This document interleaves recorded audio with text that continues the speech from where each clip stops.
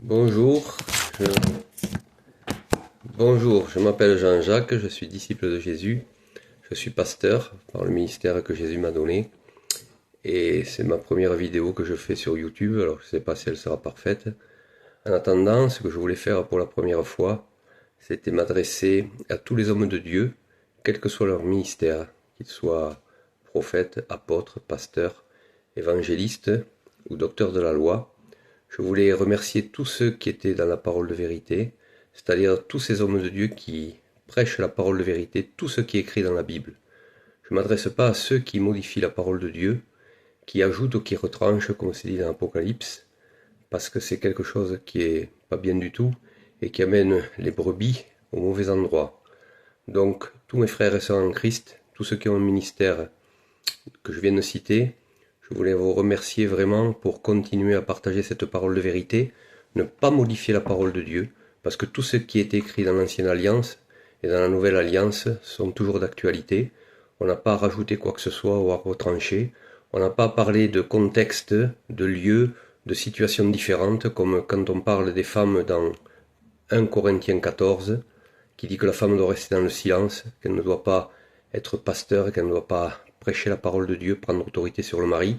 Tout ça, c'est bien entendu aujourd'hui toujours d'actualité, et malheureusement, on prêche de fausses doctrines, comme il est dit dans 2 Timothée 4, que à la fin des temps, et nous y sommes, rassurez-vous, que l'homme, l'humain, les êtres humains, auront les oreilles chatouillées par des beaux discours, ils s'attacheront aux fables et laisseront la doctrine. Donc je m'adresse à tous ces pasteurs aujourd'hui, tous ces hommes de Dieu qui ont ce ministère, qui font partie des 5 ministères, moi je fais partie aussi de ces 5 ministères, de continuer à prêcher la parole.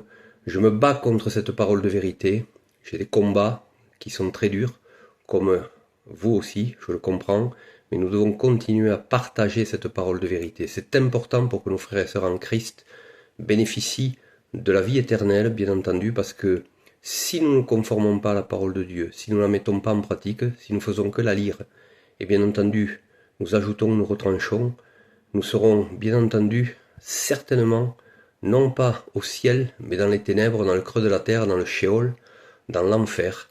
Et pour cela, je prie vraiment que le Saint-Esprit touche tous ceux qui sont en dehors de la parole de Dieu. Tout, je m'adresse bien entendu à tous ces hommes de Dieu. Je ne m'adresse pas pour l'instant aux frères et sœurs en Christ. Ce sera quelque part une autre vidéo que je ferai.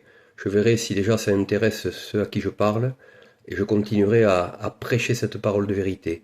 C'est très important pour nous de le savoir, c'est très important de nous de le prêcher parce que nous aurons des comptes à rendre à Jésus-Christ de Nazareth, le Dieu vivant, créateur et sauveur, qui s'est incarné en homme pour nous montrer quelle était la vérité et pour nous sauver aussi par son sang précieux. Merci à tous ceux qui veulent bien entendre ce que je viens de dire. Continuez à prêcher la parole de vérité, c'est tellement important pour nos frères et sœurs en Christ, et surtout pour vous aussi, si vous voulez éviter de partir dans les ténèbres et d'hériter du royaume de Dieu dans les cieux au nom de Jésus. Amen.